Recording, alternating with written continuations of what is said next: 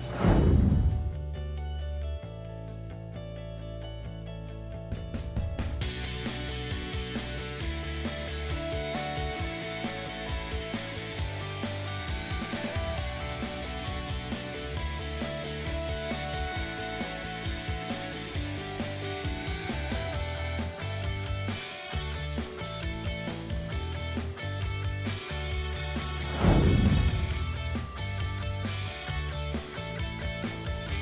going to talk to you about Project Smarty. That's a study that's being conducted currently at Parkland Hospital, which is a safety net hospital here in Dallas. That study is a follow-up from a previous study that is called Project Prevail at Parkland Hospital as well. In both of those studies, we use smartphones to ask questions repeatedly throughout the day, about 5 assessments per day. And individuals give us information about their urge to smoke, their mood, their current mood, if they're around other smokers, and so on, if they were discriminated against that day, and so on, to identify predictors of smoking lapse. So this is a smoking cessation trial. So we developed Project Smarty using that data. Project Smarty, we've currently recruited 61 people. In that study, we don't just ask questions about what person's mood is and what their cravings are and so on, but we use this information to push messages. So if a person's has high levels of cravings for smoking relapse right now, then they would get a message to help them reduce their smoking cravings. If they're in a really bad mood right now, they might get suggestions like go for a walk or call a family member to help them not relapse in that moment.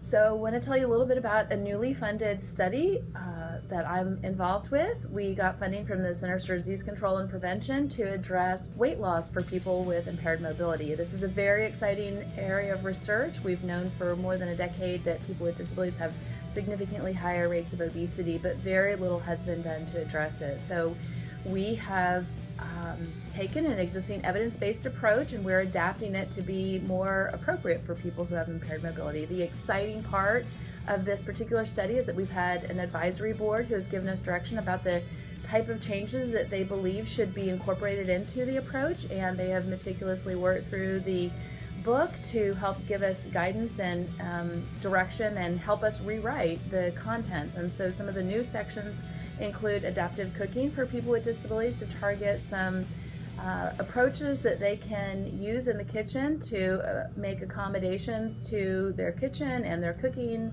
And we're going to have an in-person session on that particular topic, which is a brand new topic for the program. And we're also have written a new chapter on exercise that's going to be appropriate for people with mobility impairment so that they can see themselves in the exercise options as they address weight loss. I have the opportunity to work with colleagues here in the Dallas area at Baylor Institute for Rehabilitation, as well as at the University of Pittsburgh. Dr. Kay Kramer, who was one of the original people to translate the diabetes prevention program to this group lifestyle balance approach, and these colleagues have been wonderful collaborators. Have also the opportunity to work with some really fabulous and bright students on the study who have really taken wonderful initiative to make all these changes come to life in the project, and we'll be starting later this summer. Working with Dr. Groby from start to finish and getting to work with those participants and helping them become healthier, but all the way from that hands-on working and interacting with people to the actual measurement and the data analysis and the science and the writing, just fell in love with the whole process. So my goals with this randomized trial are to just really get even richer experience with research to hopefully propel me into a career in research. Our goals for the studies are just to improve the health of these individuals and just to increase health promotion as well as promoting positive health behaviors. Working at the UT School of Public Health Dallas Regional Campus has been a wonderful opportunity. Dr. Catherine Groby has been an amazing boss and mentor, and I really encourage you to look into research as you explore the opportunities here at Dallas. I had a really good experience here. I think it's a really good opportunity for any student who's interested in public health, especially at the Dallas Regional Campus, because you have UT Southwestern as a really great resource. So you're able to work with outstanding faculty and staff from School of Public Health at the regional campus, but also you have great resources here at UT Southwestern as well.